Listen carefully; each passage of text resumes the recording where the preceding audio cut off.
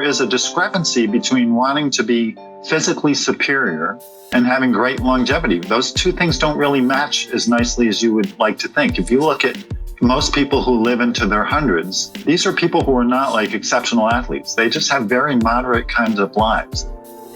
Are you a busy professional who's crushing it in your career or in growing your business, but you're struggling to lose weight and transform your body while fitting in your social life as well as your work obligations? If the answer is yes, well, let me help you get into the best shape of your life while thriving in your business. Go to legendarylifepodcast.com/apply and schedule a 15-minute strategy call with me today. Welcome to the Legendary Life Podcast, where it's all about taking control of your health, losing fat, transforming your body, and living the life you deserve with celebrity fitness trainer and longevity enthusiast, Ted Rice. Today, I have my friend and world-renowned strength coach, Charles Staley, back on the show. And now let's talk about what Charles is here to, the topics he's going to cover, because we've covered some really important things. We're going to cover fitness, how you should define fitness for yourself and not let anybody else do it for you. Any fitness guru or any of the YouTube podcasters or bloggers out there, how to define it for yourself based on your goals. We're going to focus on the types of fitness adaptations that you should focus on. Reconciling the needs with the wants, why you should do a little bit of the stuff that you like, but the stuff that you need. And we'll go into what we feel, or what Charles in particular feels you need for longevity, for being in shape for a decade or decades, okay? Because he's at the top of his game. What do I mean by that? He's lifting weights frequently. He's deadlifting over 500 pounds. And he's not injured. He's not one of those guys who needs to the 45 minutes to warm up the joints and to wrap them all up and then to go train. Charles is doing really well. So there's many lessons to be learned by that from someone like that. We'll go into the good pain versus the bad pain. And I'm trying to tell you some topics here, but what you really should know this is a conversation with a super knowledgeable strength coach who's been in the industry for decades. He's trained way more people than I have, and we get to sit down and talk shop. You're going to learn a lot, something that will apply to you and something that you can use right away in your life. Charles, I'm really excited.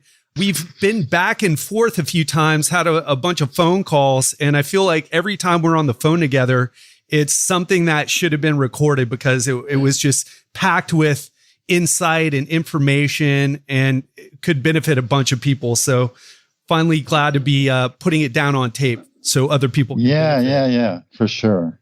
And we're going to be talking about some cool stuff today, but I'm curious, what's been going on? I know you taught a powerlifting course. You've been doing some seminars. What's been going on with you? You know, I'm doing kind of the same things that I always do, but yeah, so my time is kind of spent between training folks both, in person and online. So, but I also do a lot of writing, as you know, for various websites like T Nation and bodybuilding.com and Inside Fitness, which is a Canadian publication, different places, and do an occasional workshop or seminar when people want me to show up. So we do some of that. So that way I'm not kind of overextended in any one direction. And I think I always recommend this for fitness trainers. You know, I think you can kind of cross germinate, so to speak. Like, so as I'm talking to a client, I'll get an idea for an article and vice versa. So it kind of keeps me fresh, I think. So I like having my hand in all those little areas. Yeah, so important. And I'm beginning to be more like that. Of course, you've been doing this for a long time. That's how I found out about you, is through Muscle Media and then reading your work on T Nation. And we've got a really cool topic today. We're going to be talking about something that you and I spoke on the phone about, something that you've been thinking about a lot. And I know this is going to help people get more clear about what they should be doing for themselves, not what the bodybuilding magazines say or the podcasters or the articles on bodybuilding.com, but what's right for them. And let's kick this off and say fitness. What doesn't it mean? why did you start talking about this and explaining this concept? Yeah, I think fitness is such a loaded term in certain respects. And I know that you kind of understand where I'm going with this. But, it like to most people, it just means looking good, like having abs and a nice butt, And by the way, I mean, that could be what that means. But to go back to the root etiology of the term, like fitness really means readiness. And it means that you can do the things that you need to do without getting hurt in the process. And this particularly applies most of my clients are older people because I'm one of those older people myself. So that's kind of where all my thinking goes these days. And so this particularly applies to that. But, the term comes from athletics. Fitness is kind of something that has kind of filtered down from athletics. So if you think back a couple of 100 years ago, if you did any kind of exercise, you were an athlete. A lot of people don't really think about this. But if you go back 200 years, no one did exercise for the sake of losing weight or looking better. Like that just was not in the game plan. Like if you did anything like that, you were an athlete. So fitness means readiness. It means, do you have the strength or the agility or the endurance or the mobility to do whatever your life demanded of you? And that applies to all of us still today. Like most people are not really athletes per se, but we need to have bodies that can withstand what we put those bodies through. And of course, ironically, the most debilitating thing that most people do to their bodies is not move them. So right. one of the things you need to, fitness really is a way of counteracting the demands of our everyday lives. And one of those demands is just the fact that we're so sedentary. That's one of the most challenging things that most people, I'll use the word do in quotes, to their body because it's a lack of doing. But being sedentary is one of the most harsh demands that we place on our bodies. So exercise is kind of, in many ways, it's kind of artificial activity. It's kind of replacing the activity that we used to have naturally. It's such a great point, and I don't think people get that. Even my dad asked me recently, look, why is everybody so overweight? And when there's so many gyms, there's so much information. There's more information on fitness and nutrition and different diets than ever. Can you paint the picture? I've talked about it a lot, but I'm curious. Paint the picture of what the way it used to be and then what it is now for people, just to get people in touch with how their body, the environment that their bodies used to function in. If you think about it, most people today work in the information field in one way or another. So the vast majority of people, at least in Western culture, work at a desk behind a computer screen on one level or another. But if you go back even 100 years, most people had physically demanding jobs. And, so they worked in a factory or they worked in construction or they worked on a farm. Those sorts of professions are kind of being outsourced to technology now. In addition to your physical job, you went home and your home life was more physical because TVs didn't have remotes and, you didn't have dishwashers and washing machines, or maybe you had them, but they weren't quite as automatic as they are today. So just life, it sounds funny to bring up these examples, but they are cumulative. There was not power steering in cars. You had to use your muscles to drive, Just sounds funny. But if you think of all the little things in your life, that stuff adds up. And the biggest opportunity for increasing your energy expenditure is what's called NEAT, which is non-exercise activity thermogenesis. It's not the exercise you do for an hour a day. It's just how much do you move in the course of a day? And of course, when you go back into the past, just the demands of everyday life just kind of forced you to move. And now, not only are you not forced to move, but, everyday technology just makes it possible to get through your life without hardly moving at all. And so we have to kind of tend to that with artificial movement, so to speak. So, yeah, it's kind of an interesting subject. Yeah. And if you're listening right now, what Charles is saying is something that is so important. It's not that 1 hour that you did in the gym 3 or 4 or even 5 times a week. I even feel like I'm doing a high frequency routine 6 days a week, and I still feel like I'm a bit on the sedentary side, like, oh, I need to walk more because I'm spending so much time with the podcast and writing, doing things for the podcast and putting together these workouts and programs for a coaching group. So it's so important, and people have lost touch. Not to interrupt, but I was just going to make a point that our metabolisms have so much capacity and we don't use that capacity. I was listening to a guest on another podcast, the Sigma Nutrition Radio podcast, and I can't think of who this was, but he was studying firefighters, these guys who get dropped into these forest fires and they work for 10 days in a row and, they're just fighting fire all day long and you're moving all day long because you're in the middle of a forest fire. Right. And, when you sleep in your tinfoil sleeping bag with one eye open, hoping that, you don't get burned while you're trying to sleep at night. And they measured the metabolic output of these people, and they had some outliers that were burning like 18,000 calories a day. Wow. So if you think about how many calories the average person burns in a day, it's just a small fraction of that. And so I think the take-home lesson is that our bodies are just really wired to move much more than we do. And when you don't kind of respect that in your everyday life, there's consequences. Yeah, absolutely.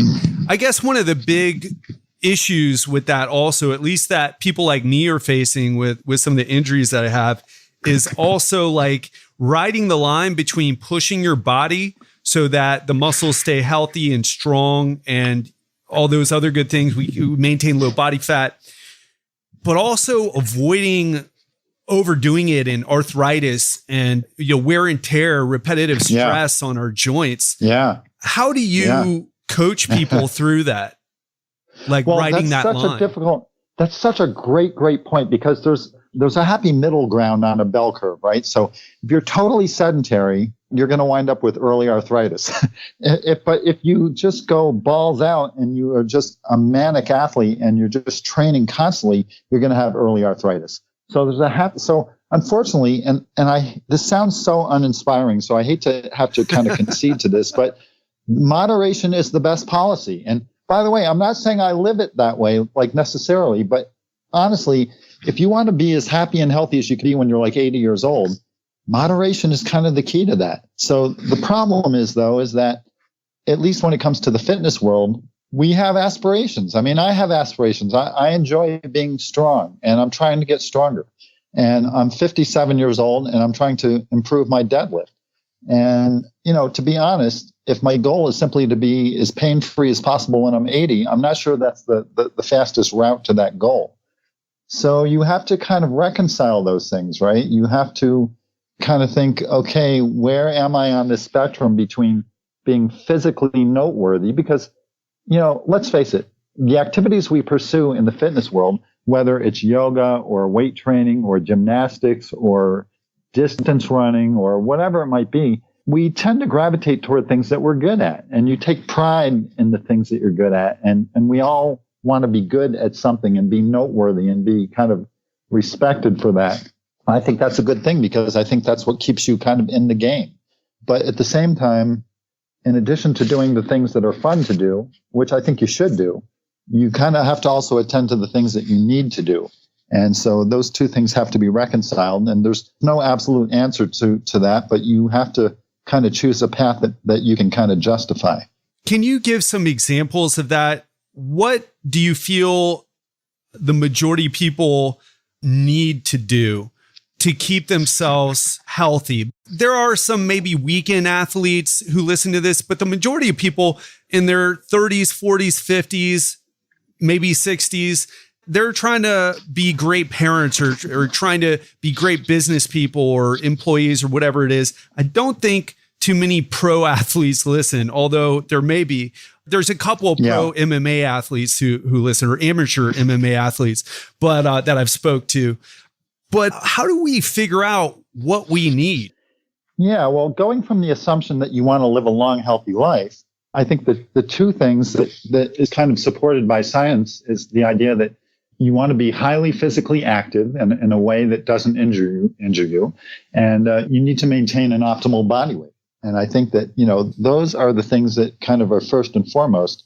And it just turns out that when you look at the research for longevity and health, those are the two things that kind of pop up all the time. So, I mentioned a moment ago that I enjoy being strong, but we are not purely rational creatures. So you have to recognize the irrational components of your behavior and your fitness activities. And so, for example, for me to be as healthy as possible, it's not necessary for me to have a 500-pound deadlift. Right. it's way more strength than I need to be healthy.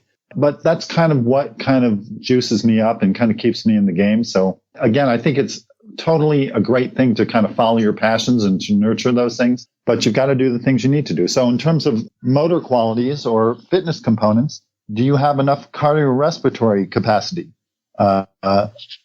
relative to your needs? Do you have enough mobility relative to your needs? And so the axis I always look at with my clients is I look at things like strength, body composition, mobility, and work capacity. And I think there are other fitness qualities, but I think those are the 4 key things that you really want to look at. So that's what I focus on mostly. Yeah, strength, we've talked a lot about. It's kind of obvious if you want to be able to pick up your kids or deadlift 500 pounds or carry the groceries or even go running, because the endurance is really strength over time. I think you're the one who first said that. Yeah, that's actually true. Yeah. And I'm ripping it off from you, Charles. Hey, but, I couldn't have a better person to do it to me. Okay. When I heard that from you, I thought it was so well said. Everybody's focused on endurance, or not everybody. Obviously, meatheads like us are not.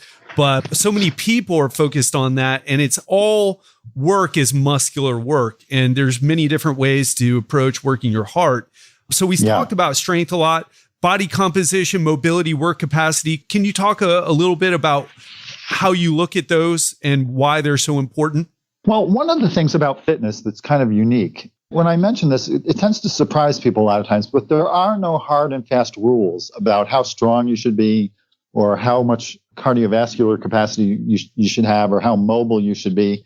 So it's not like, when you look at like health markers, things like your blood pressure or your blood sugar or your body temperature, there are hard and fast rules. Like no one ever says, wow, hey, Ted, I got a PR body temperature today. It was 104. Like, wow. Yeah. Like nobody says that because like there are rules. There's a certain number you're supposed to be at, but there are no rules about how big or small you should be or how strong you should be or any of those things. So you have to make those rules for yourself. I think the key thing is to look at your everyday life and to see where am I struggling. I always say to my older clients, what were the things that you could do really easily when you were 18 that maybe are not so easy today? That's a good one. Is that like just bending down to tie your shoes? Or is it, if you have to quickly step out of the way of an oncoming car or, whatever it might be, that will give you some clues in terms of the physical capacities that maybe you need to bring up a little bit.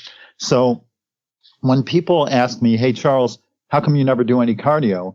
And my answer is, well, I can't think of a time when I encountered a situation in my life where I didn't have enough endurance. Right. So to me, now, if I were to go and run a marathon, would I have enough endurance? The answer is no, but I don't run marathon. I don't think that's going to happen to me unexpectedly at some point. So that's why. And so, when people ask, why don't I stretch? The answer to that is I just can't think of a time when I did not have enough mobility to do something that I wanted to do. So those are kind of the ways that you get at those answers, I think. Yeah. So do a self-assessment, ask yourself, okay, what could I do at 18 that I'm having a lot of trouble doing right now? Is it strength? Is it that I can't, I got my big belly in the way and I can't see things when I'm using the bathroom for all the guys out there who have that problem. See my junk when I'm using the bathroom. Is it that you can't? Because that's a problem, right? It's a big problem. Yeah. Or reaching down to tie your shoes without being at the limits of your mobility. Without tweaking your back. Yeah. Yeah, that's a good one. And also work capacity, which is something that I've been lacking for sure. I can walk, no problem. I can walk for a long time. But I feel like if I ramp it up or walk 10 flights of stairs, I would have a hard time with that, at least at this point. Yeah. And so, maybe you say to yourself, I want to have the ability to run 10 flights of stairs or whatever it is. And so, but the point is you have to make those rules for yourself. You should not get trapped in other people's definitions of fitness, because I think that's really, that's not productive in most cases. People in the fitness industry love to do that. I'm guilty of that too. I believe I said something like everybody within a certain weight range should be able to do pull-ups with their body weight or should aspire to do that, or dips or things like that, or basically just body weight exercises. But again, there's going to be situations where just having people maybe on machines or doing isometric exercises is a much better fit. So I guess I'm guilty of it, but some people say some really ridiculous things in fitness, and it sets a standard that I want to even say it's unreasonably high, but it's maybe not specific for the type of people. Like, I guess CrossFit is a good example. I don't hate CrossFit, but they prescribe the weights that you should be able to use for some of the WODs. And it's just like, I don't know, it's going to take a while to be able to do 30 reps with 315 or whatever, for your average person who's just getting started. Again, this whole thing, again, I hate to kind of admit this, but there is a discrepancy between wanting to be physically superior and having great longevity. Those two things don't really match as nicely as you would like to think. If you look at most people who live into their hundreds, these are people who are not like exceptional athletes. They just have very moderate kinds of lives. So there's no right or wrong with this. You just have to decide which path you want to take, and maybe you're going to try to merge the two. So yeah, we have a lot of misconceptions about fitness and longevity, I think. Yeah, talk to some former pro NFL players and who are big stars. Now, there's some people that seem to be exceptionally resilient, but for the most part, most people don't seem to have. I've met several, probably 10 or so previous NFL players, and they've all had knees replaced or hips replaced or in constant pain. And they were, and by the way, great athletes. And not to cut you off, but when you mentioned that resilience, this reminds me of another point that's important, which is that if you are going to seek excellence in a particular physical activity, find an activity that is kind of consistent with your body and your talents. So, for example, if you are 6'6" and you weigh 275 pounds and you're trying to be an elite gymnast, you're going to run into problems. Right. By the way, that same person is going to run into problems if they try to be an elite distance runner. So you've got to find activities that kind of jive with the body that you have. Otherwise, you're trying to put a round peg into a square hole. And I think sometimes when you see people that seem to be resilient, it might be, at least in some of those cases, that those people pursued physical activities that worked for their bodies. So I think that's an important a great point. Yeah, great point. Absolutely. Any kind of activity. I mean, if you want to be an elite distance runner, there's a price to pay for that in terms of joint wear and things like that. If you are super, super obsessed about mobility and you become a yoga teacher and you are just obsessed with pushing the boundaries of mobility, there's a price to pay for that. Same goes for strength. Same goes for body composition. So unfortunately, moderation is king if you want to be here a long time. Yeah, so true. There was a yoga teacher where I used to work when I first started working as a personal trainer in the Eden Rock. Guy ended up having his hip replaced. And like you said, he was always pushing the extremes. And while the extremes are sexy, the moderation is where it's at for longevity. That was a hard lesson for me to learn, Charles. Yeah. From jujitsu and everything. I mean, that's what I really want to be doing. I don't even love strength training. I love the way it makes me feel, but it definitely wouldn't be my choice for the most exciting thing to do. But I do it because it's what I need, like what you talked about earlier, reconciling the needs with the wants. Yeah, for sure. And again, if you want to be an outstanding athlete in one of these areas when you're younger and you just are consciously aware that you're kind of making a compromise, I think that's fine. But you just should be able to rationalize whatever approach you take. Yeah, and you have something that's really interesting. You said pain is a 4-letter word, which is true. Yeah. And you need to develop a personal operating system when it comes to doing stuff that hurts. Can you explain what you mean by that? Well, I mean, I just think that one of the most common things that people do in the fitness genre that is completely irrational is you're doing your favorite thing, whatever it's distance running or bench pressing or whatever it is, and something hurts. And you just keep, you shouldn't, but you just keep pushing anyway. Because, and typically what this boils down to is you are afraid you are going to lose your gains if you don't just keep pushing. And this applies to anything from yoga to jujitsu to gymnastics to distance running to strength training. And in strength training, since that's kind of what I'm most familiar with, the most common thing is like the typical bro who just loves to bench press in the gym and his shoulder hurts, and he knows it's stupid to keep bench pressing, and he knows there's other things you could do that would maintain your fitness, but you just keep doing it anyway because you're afraid of losing your gains. And this is just a great example of how irrational we all are. And I think anyone who trains, who just heard me said that, will recognize this in themselves. We all do this. And there's just no good reason to do it. And one of the things I always tell my clients is that the activity or the exercise that is causing that pain is something that you have probably been doing a lot, and you've been doing it with a lot of energy. And that's why you have that overuse injury in the first place, right? So if you've been benching hard 2-3 days a week for 30 years and your shoulders hurt, the reason your shoulders hurt and your knees don't hurt is because bench pressing doesn't hurt your knees. So the funny thing is that the activities that you've been doing the longest, or the muscles you've been training the longest, have adaptations that are the most stable. And this is something that a lot of people are kind of not aware of. So have you ever seen, I'm sure you have, Ted, have you ever seen older lifters, guys like in their 60s, and they're totally yoked from a lifetime of lifting, but they'll say, yeah, Ted, I can't really lift heavy anymore. My shoulders are screwed up. My elbows are destroyed, but they're still yoked. And you're like, how can you look like that and you can't lift? The reason is because they did the lifting for 30, 40 years, and those adaptations have now stabilized. Yeah, they stay with you. The take-home lesson is, yes, you can afford to give it a break. And you'll actually do better if you do, because, if you've got healthy joints, you'll be able to come back harder. But so it's just this irrational thing and it's not totally irrational. When you've put a lot of work, you've invested a lot of time and energy and sweat and tears into developing a certain muscle or a fitness capacity, I think in a certain respect, it's reasonable to fear that you're going to lose that if you discontinue that activity. But it's usually not true. One of the biggest lessons for me was the idea of a deload week.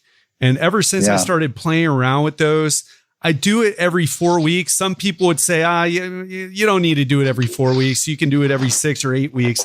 But I have so many injuries, and I've noticed that I'm able to prevent injuries in some of my older clients when we take a deload week every 4th week. I'd love to hear how you approach deload weeks and other things that you do to make sure that yourself and your clients are able to keep pushing while taking a strategic rest from pushing your body. Yeah, it's such a great topic. And you know who's done the most to advance that idea recently, and you've had him on your show, is Dr. Mike Israetel. Interesting. Yeah, and his point is, from an athletic point of view, optimally, if you are training optimally for, in this case, for strength or muscular development, you should need to deload every so often, every 4, 5, 6 weeks. And the reason is because, if you think about any type of fitness acquisition, there is something called a minimum effective dose, right? There's the smallest amount of exercise you can do that will yield us a slight adaptation. If you go any less than that, just nothing will happen. So obviously, you can't train at that level all the time, because why would you train to make the slowest possible progress? Doesn't make any sense. Then on the other end of the spectrum is it's a term that Israetel actually coined called maximum recoverable volume. And that's the most amount of work you can do and still recover from and kind of come back to baseline. So you can't train at that level all the time either, because you're going to need a deload like every other week. The question is, how should you train? And probably the answer to that is, and this is borne out through the training of athletes across the world, is that week 1 is kind of like minimum effective dose. And then week 2 is more. And week 3 is more. And then week 4 or week 5 might be your maximum recoverable volume. And at that point, you need a deload. And so deloads basically mean that you're going to kind of cut the volume in particular of the training for about a week, and maybe the intensity as well. It depends on exactly what you're doing. And then you come back and you kind of start again. There's a couple of points to be made about this. First of all, not everyone can or will train hard enough to need a deload. So if you're not really ever training that hard, then you shouldn't deload, because you're just going to kind of detrain yourself. You have to kind of earn it, so to speak. And again, this comes back to the rules of fitness. There are no absolute rules. If you are happy with the amount of strength that you have, then your strength training can purposely be sort of mediocre, so to speak, because it doesn't take much to maintain that. And maybe you're focused on other attributes, and that's fine. But for any attribute that you're really trying to develop to a high level, that's kind of the model that should be followed. And this pertains to injuries as well, because different tissues recover at different rates. And connective tissues in particular need a break once in a while, even if you feel okay, because the funny thing about connective tissue stress is that you're often not consciously aware of it. So you might feel like you're fine, but really you might be on the verge of a disaster. So I think every 4, 5, 6 weeks or so, you should lighten the load a little bit and give those joints a break, let them recover. And I think that's a good practice. And it's something that I, institute with my clients for sure. Yeah, very cool. And I love how you said that you got to earn a deload week, because if you're just in the gym and you're there, but you're not really pushing that hard, do you really need a deload week? And the answer is no. Yeah. And so is that optimal for, like, if you're training for muscle mass, is that optimal? No, it's not optimal, but maybe you don't need optimal. Maybe you're happy with your muscle mass and you're good. And you could apply that same thing to endurance training or mobility training for sure. Hey, thanks for bringing up the recovery of the metabolic recovery of the connective tissue, the tendons, the ligaments, the cartilage, all that stuff that we tend to totally neglect when it comes to training. There's a great picture where a muscle is saying, "Hey guys, I'm going to get big and strong." Yeah. You know what I'm talking about, right? Yeah, I just know it totally cracks me up. I know I posted that on my Instagram at some point. It's hilarious. Yeah, and just in case you're listening and you haven't seen it, then on the other side, it's like a joint and then a tendon saying, "Fuck you," you're an idiot. Yeah. And that's the kind of the thing. That's what we were talking about earlier, writing that balance between working our muscles, which working your muscles is really kind of easy to do, especially if you've got a good work ethic. So easy to do. But then you end up like a guy who I talked to the other day. Him and his brother, they're in there, they're working hard in one of the gyms that I train a client at. And the guy's doing bicep curls, and afterward he's holding his elbow like, "Man, my elbow hurts." I'm like, "Yeah." I didn't say anything because I don't, unless someone asks me, I don't say anything. But I'm like, dude, your muscles are easy to work. It's the connective tissue that really you've got to pay attention to. And that's what deload weeks help with. And by the way, that reminds me of a point that this is just kind of a little rule of thumb that might be helpful to people. But when you train, you should feel the effect of that training in your muscles and not your joints. So the day after a workout, if your muscles are sore and your joints feel good, you're probably on the right track. And if you got the other thing going, which is, Charles, it took me so long to learn that. We've got the benefit, like just great information, experts like you coming on and doing podcast interviews that people can listen to and learn from. But back in the day, and I went and learned from strength coaches like Ian King, like yourself, like Charles Poliquin. And man, I would be lifting heavy sometimes. I would be in a strength phase where I'm doing max strength, 5 reps or less. And I would be able to lift the weight, but I would feel it all in the joints. And I thought, well, I mean, maybe that's just what it feels like when you lift heavy. And it took me forever to realize, that's not the right way to train, at least not to stay strong and to stay healthy. Yeah, and it's important to be in tune with your personality. I mean, some people are much more hard driving than others, and some people are a little bit more kind of phlegmatic. And I wonder if whenever you have pain when you're doing something, I wonder if you ever think to yourself, because this is something that goes through my mind quite frequently, I wonder if you ever wonder, have you ever thought about what your pain tolerance is relative to other people, right? Because there's no way to really know. Sure. Follow what I mean? Yeah.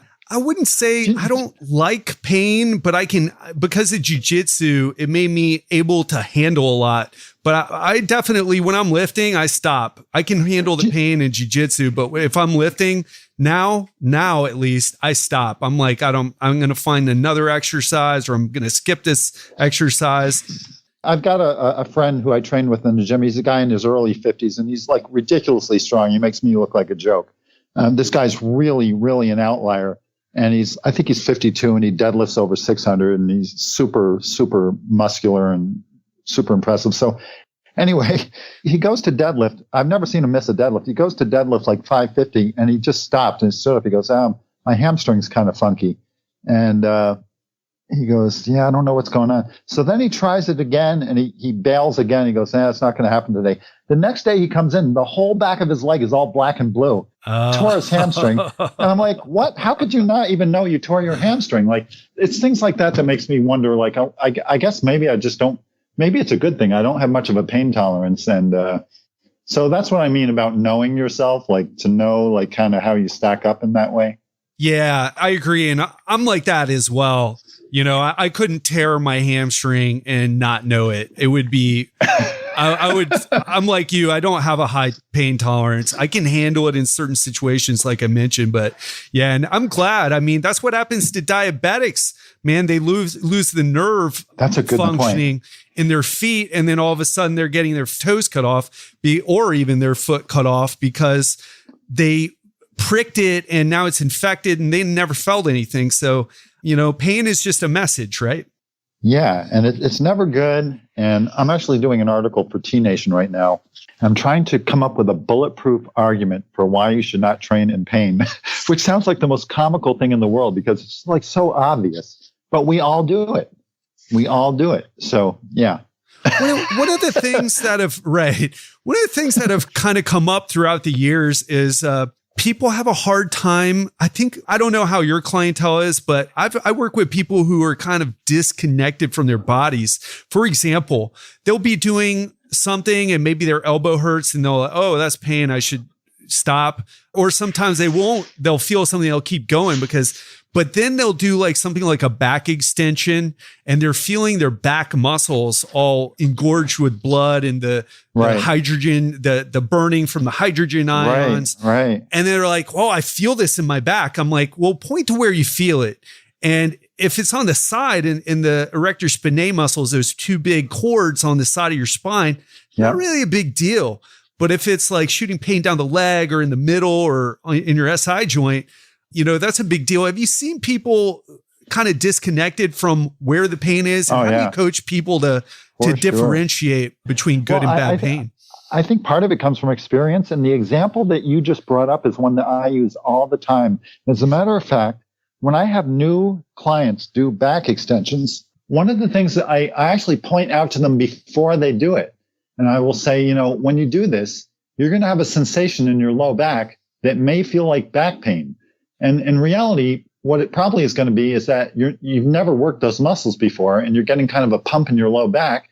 And because you've never experienced that before, you don't have the context to realize like what's going on. So I try to kind of proactively head those situations off. But the example you brought up is the most common of those, I think, that people experience. And so, yeah, that is kind of a common thing. And it reminds me as a coach that we need to try to remind ourselves to be empathetic to people. Like we just sort of assume when you live in this world, you kind of assume that everybody trains. And the reality is exactly the opposite. Most people do not train.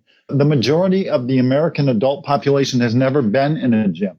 And it's just, you've got to remind yourself. So for people out there who are fitness professionals, it pays to remind yourself that, hey, you know, just assume that your client just has no knowledge of this stuff. Yeah, great point. And I'm going to keep that in mind next time I'm having someone do a back extension for the first time, because I should probably tell them before instead of after. So thanks for that coaching tip, Charles. Yeah.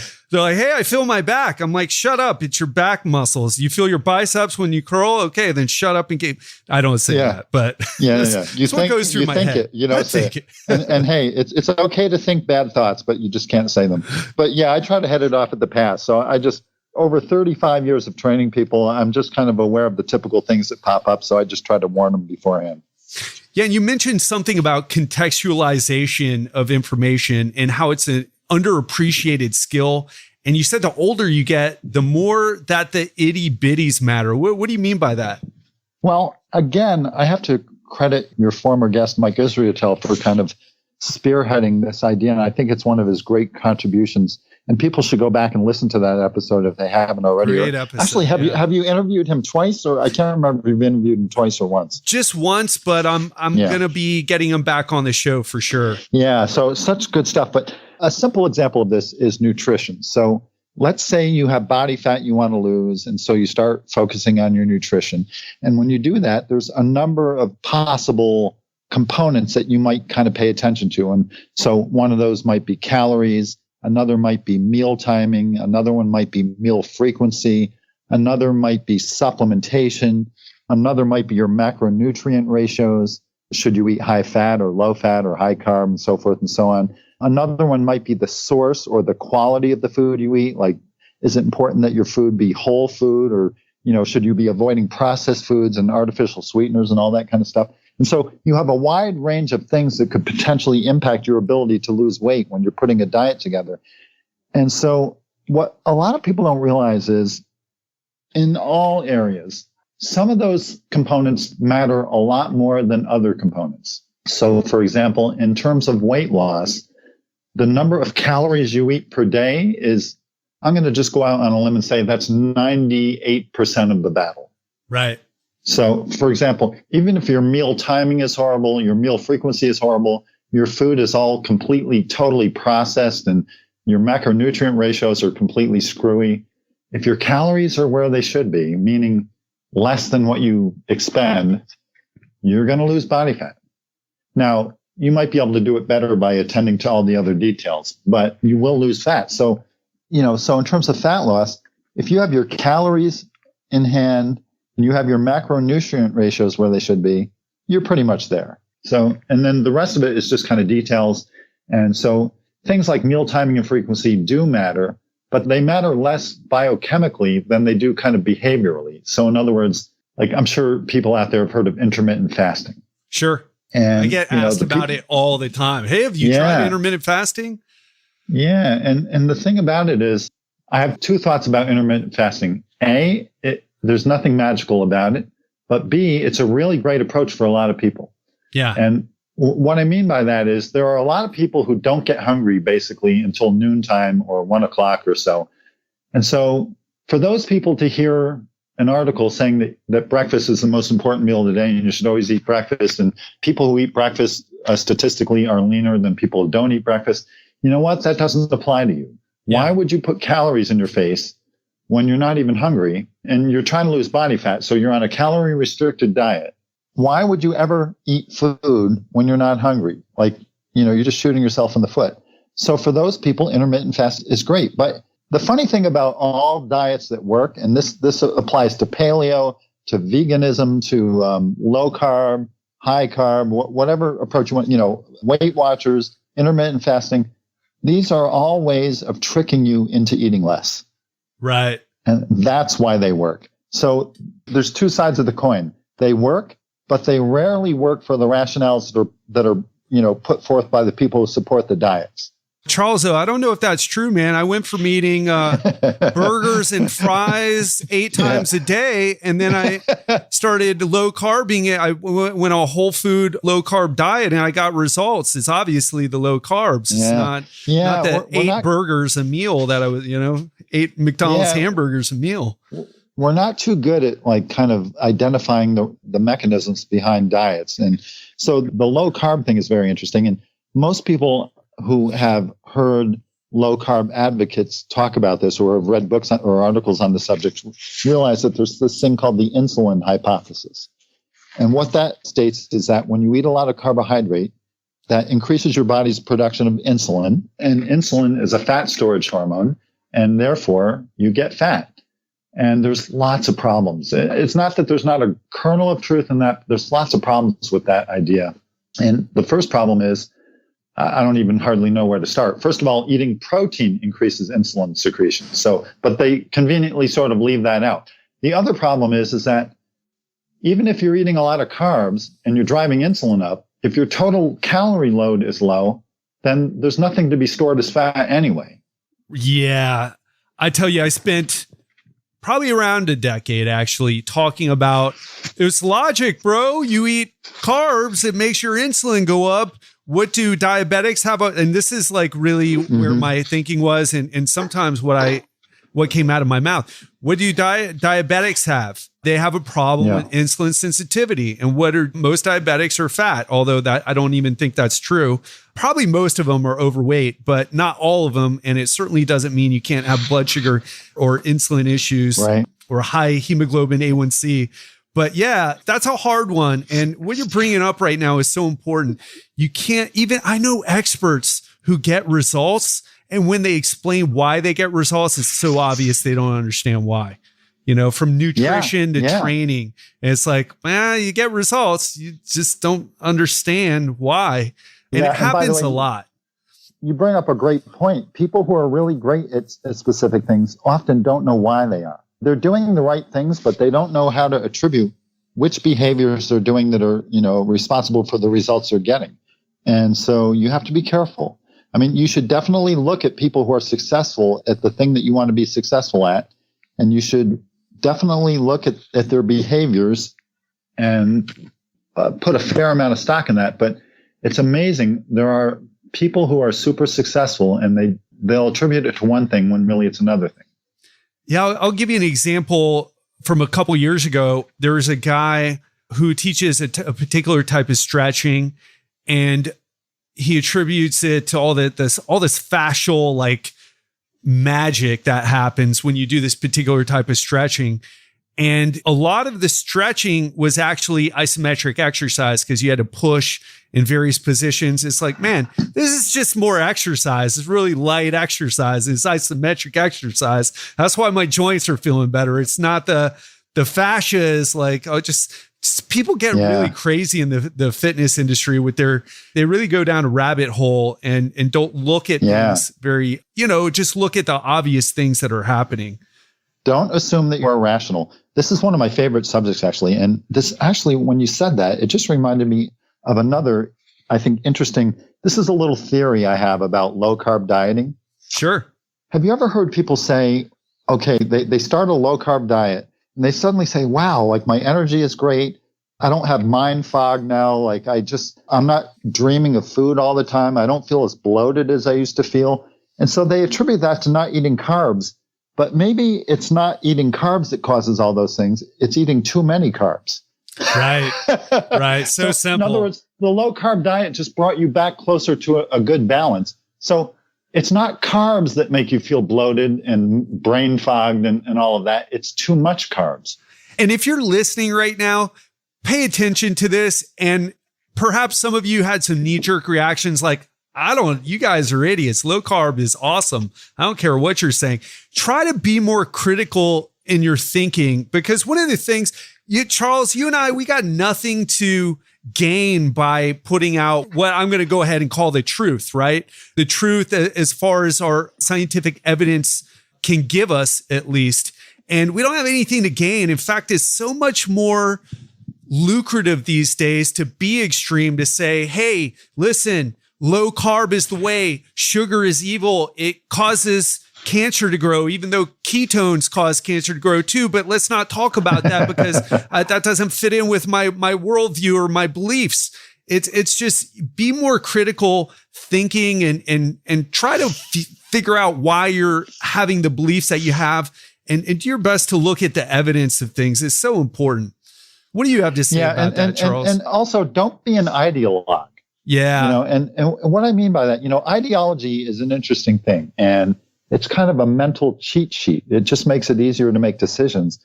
But sometimes that cheat sheet has the wrong answers. And I'll give you an example. I shouldn't admit this because this sounds very like kind of subversive, but I've joined a couple of like extreme raw vegan Facebook groups. Okay. just to kind of lurk. No, I don't troll these people, but I just to lurk. And I just am interested in ideology and belief and everything. And so there's this one group, it's like a raw fruitarian, something Facebook group. One of the most common questions that I see that people bring up is it still considered raw if I ... have hot tea or whatever? So these people are far more concerned with abiding by the rules of being able to call themselves a raw vegan than doing the right thing. Like, they're not asking, is it healthy or beneficial to drink hot tea? That's not the question. They just want to know if it fits the rules. Oh, that's a great point. Yeah. And we do that in fitness. Some people are kettlebell lifters and other people lift free weights and they don't believe in machines and so forth and so on. And you should not be so, romantically involved with a pet idea or strategy or piece of equipment. Think in terms of what you're trying to achieve and then what tools you can use to get to that point. So that's my kind of take on ideology. That's a great point and a great example. And it has to do with that, at least my opinion, that tribalism. We all want to belong to a group.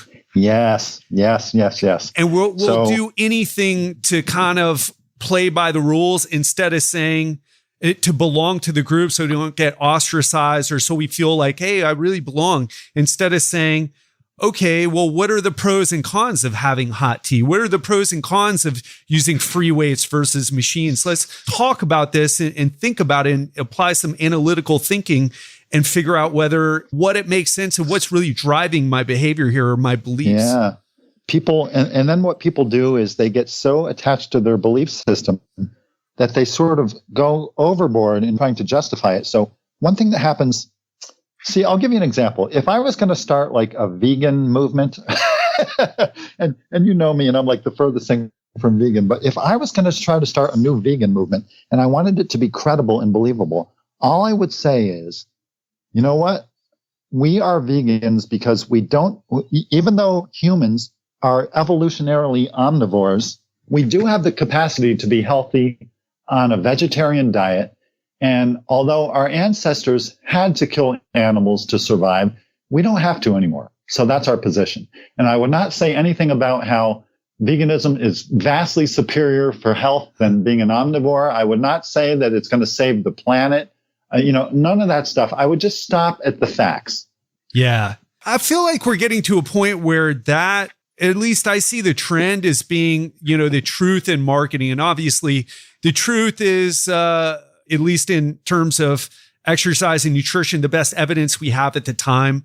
And that kind of changes over time. But like you said, the best facts that we have at the time, I really see a trend going in that direction. That's obviously what I'm all about. And I think a good question to ask yourself is, would you change your beliefs if you were provided with the right type of evidence that showed you? Yeah.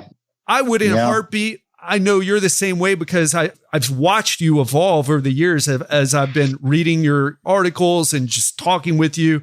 I know you're the same way as well. I think most people are not. I think the neurochemical hit, because it seems like that's what it is, that whatever it's oxytocin or whatever neurochemical gets released when we feel like, oh, hey, well, this is where I belong, and we're going to do our best to kind of like root for this football team and support this football team or nutrition approach or political party or whatever. We derive our identity from being a member of a tribe. And it's just good to be aware of that. I'll give you a personal example of this, and it's something I'm not very proud of. I used to be sort of very anti-weight training machine. So I used to make fun of people who use Smith machines and leg presses and pec decks and things like that because I was a free weight advocate. And I took pride and I kind of formed my identity around being a person who had good free weight skills. And I could do Olympic lifts and I was a good squatter and deadlifter. And it takes a certain amount of skill in my mind. The way I rationalize this, it takes a certain amount of resolve and grit to learn how to use free weights and so forth and so on. And so I would make fun of people who used machines. And today I realize how kind of stupid that is because machines, and by the way, when I would criticize machines, I would always say, by the way, Paul Chek had a famous statement, which was, machines are like sleeping pills for the nervous system. I don't know if you ever heard him say that. Yeah, sure. But so yes, there are downsides of machines. So whenever I would criticize the use of machines, I would only point out the downside. So I would say, well, when you use a machine, all you have to do is push the weight. You don't have to control it. And controlling a weight is a big part of the benefit you get from training. Well, that's true. But on the other hand, there are a lot of benefits of using machines. And they're too numerous to mention, but they require less skill. That can be a big benefit a lot of times. It's not always a benefit to do something that requires a lot of skill. If you're training an MMA competitor and they're trying to learn 12 different martial arts, why do they then have to learn another skill, which is weight training, when you could just put them on a hack squat machine and you're up and running? You know what I mean? Yeah.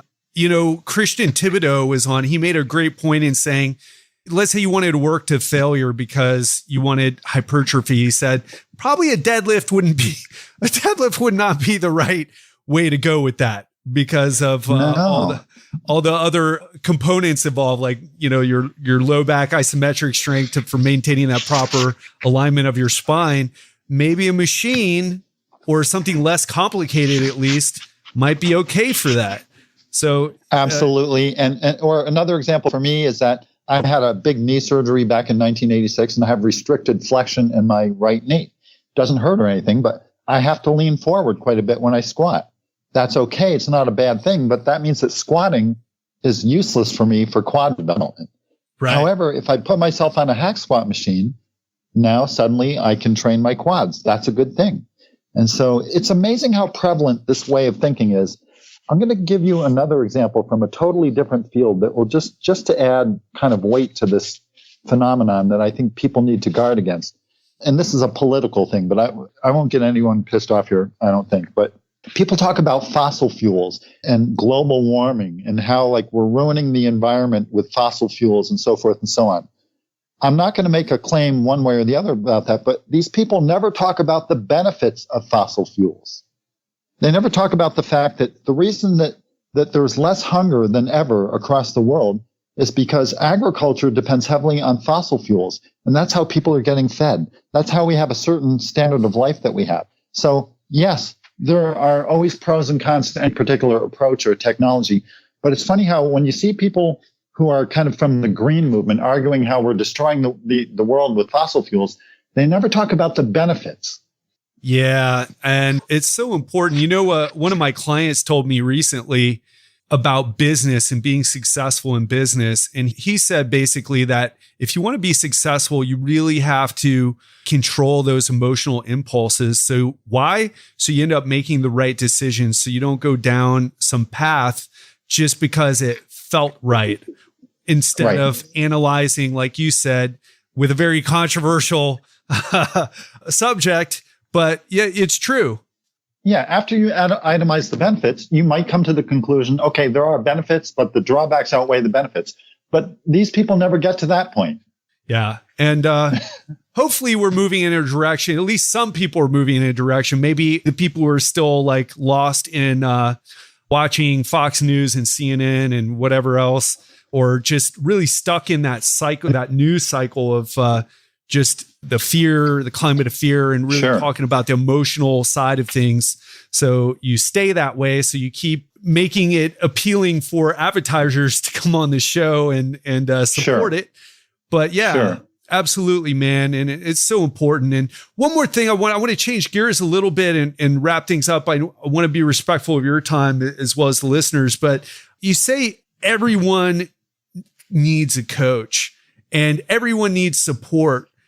Yeah. Whether it's in person or online, a training partner, or simply having family members, I feel like that's so important. I'll tell you, Giselle and I, when we moved in together, a lot of things had to change. She was very different with nutrition. She's a marketing professional, not a fitness and nutrition professional. Although, Charles, and this is a topic for another time, she could probably write a better nutrition or fitness article than I can and the majority of fitness. I totally believe you. Because she's a marketing expert. It's something I want to talk about sometime, but for another time. But she doesn't practice it, right? And she's had to, we've had these back and forths, and I got her on board to become a little bit more healthier and, it made a big deal because I was starting to get fat simply because of this other influence that was in my life. So because she's an amazing cook, right? Yeah. Yeah. She's pretty good. But the quality of, she's had to change the approach quite a bit to use better quality ingredients. And yeah. So how do you view the social support thing? Why is it so vital in your eyes? Well, it's vital because whenever, and this is by no means restricted to the fitness field, it comes into play anytime you are trying to be exceptional in any area of life. And that could include business or finance or spiritual or being a great parent or just being, a thought leader, whatever it is. But whenever you're trying to be exceptional, you are by definition a minority. That's the problem. Point. That's the problem.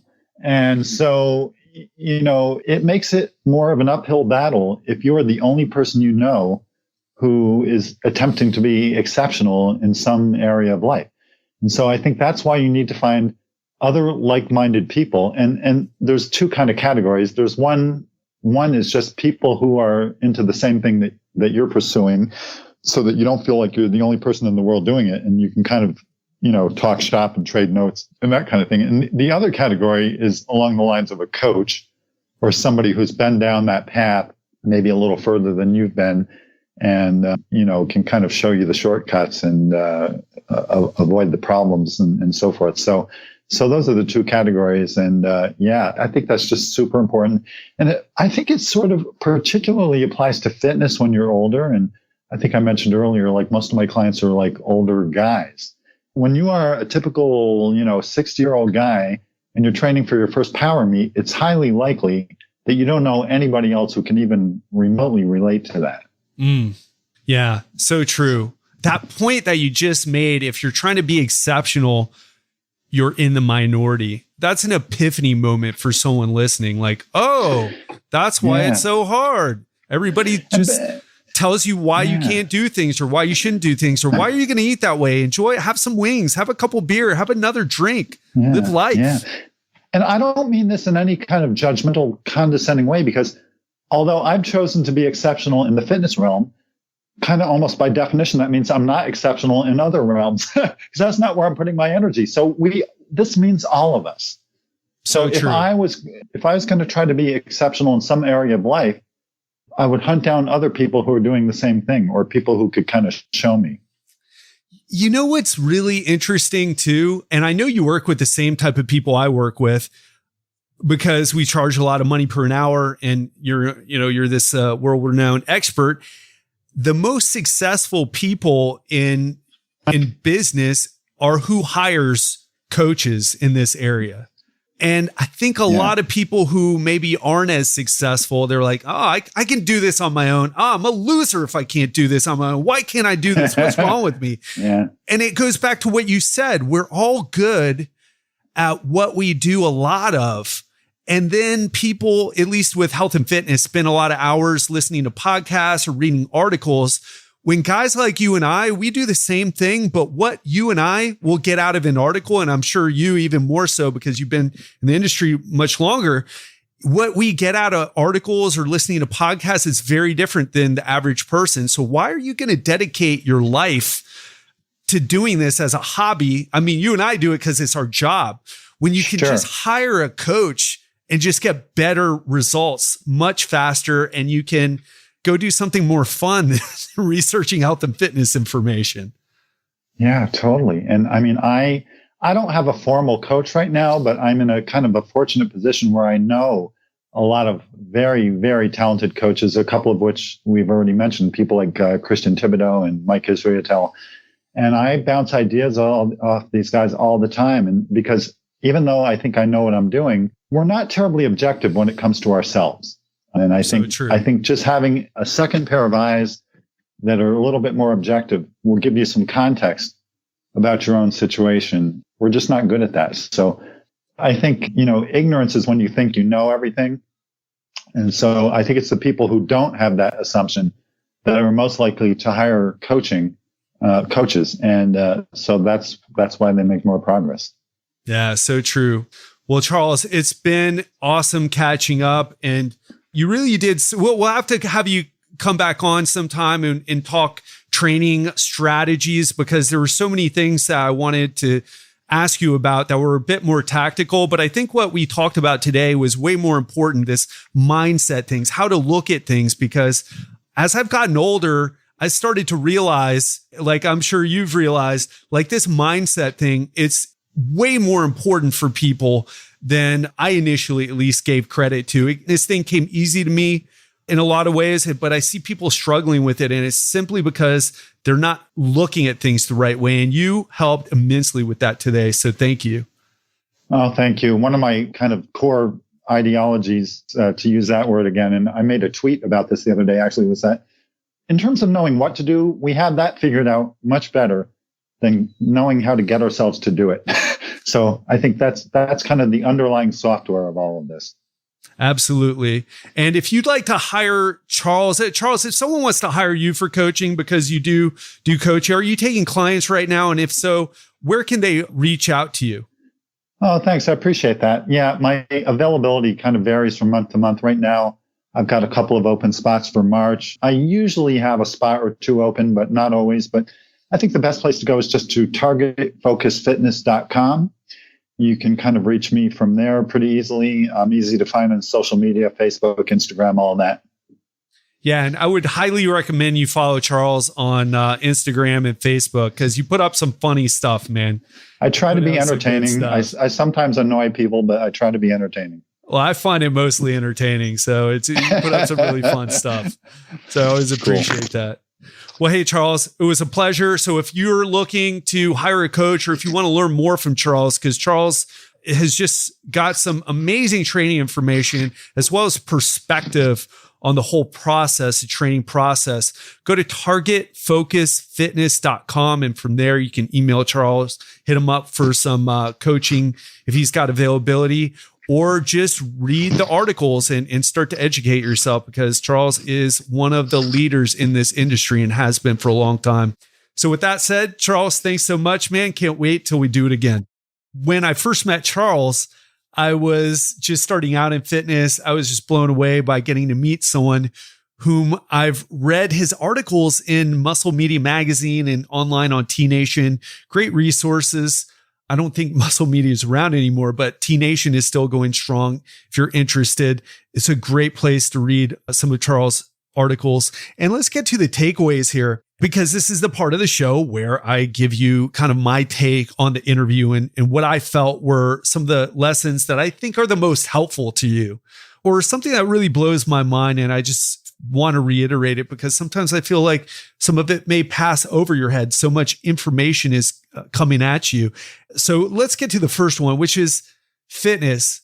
You've got to define it for yourself. You can't let anybody bully you, including me, into doing things that maybe aren't right for you. For example, I've said in the past, I feel like everybody should be able to body weight squat, which that's not unreasonable at all. But I think everybody should be able to do a pull-up, which isn't that unreasonable. But if you're very overweight, or even if you're 275 pounds of pure muscle, getting great at pull-ups, that's going to be a very hard thing. But I think you should be great at them. I think it's one of those things that will help you in your life. Not only will you develop the skill, but okay, and you see what I'm going? I'm trying to press the pull up on you because it's something I believe so deeply, but maybe I'm not right for you, right? Maybe that piece of advice isn't right.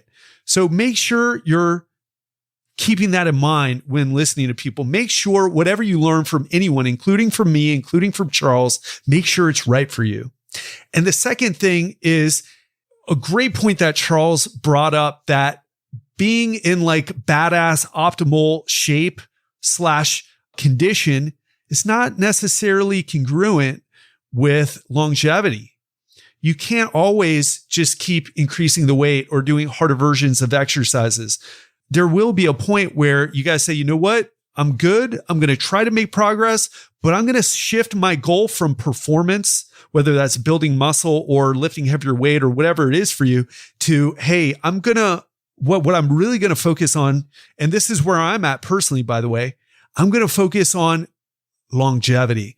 I don't want to be in shape for this year and a couple more years. And then in 10 years, I'm going to talk about how I used to be in great shape to people and bore them with my has-been crap. I'm going to still be in shape, still be a force to be reckoned with when 10 years from now, 20 years from now, for as many years as I can keep going. And I want you to, when it's your time, to make that shift as well. If you're getting too beat up in your training, it's time to reevaluate what your priorities are and really think a bit long term. And the third thing is how important having a coach is. You've got to have some type of social support. Maybe it's your training buddy who coaches you through getting a few more reps on the bench press or deadlift. Maybe it's someone like me. You join the coaching group and I get you through the whole process, even when the holidays show up, or even when a minor injury shows up, or even when that exercise kind of makes your shoulder or knee not feel so great. Or someone like Charles who can help you with the same thing. Make sure you are getting great coaches. And if you don't have a lot of resources, it's okay. Keep getting the free information, listening to this podcast. I want you to listen. I want you to get better. I want you to become a better person. I want you to become more successful, not just with your health and fitness, but also every aspect of your life. That's my goal for you. Are you a busy professional who's crushing it in your career or in growing your business, but you're struggling to lose weight and transform your body while fitting in your social life as well as your work obligations? If the answer is yes, well, let me help you get into the best shape of your life while thriving in your business. Go to legendarylifepodcast.com/apply and schedule a 15-minute strategy call with me today. On Friday, we're going to talk about the simple 4-stage process to losing fat and keeping it off effortlessly. Oh, I know what you're thinking. You're like, Ted, that sounds way too good to be true. And I can tell you this, it's not. In fact, it's not going to be about diet or exercise. It's going to be about something completely different. And I want to make the argument here that once you know what I'm going to share with you on Friday, you're going to be able to apply this process. You're going to start and you'll never give up again if you've been giving up on yourself when it comes to your health, when it comes to losing fat. This is the process I use to coach my clients to success, and I promise you it will work for you. If you want to learn more about the process I use with my clients, tune in on Friday for another TED Talk. Speak to you then.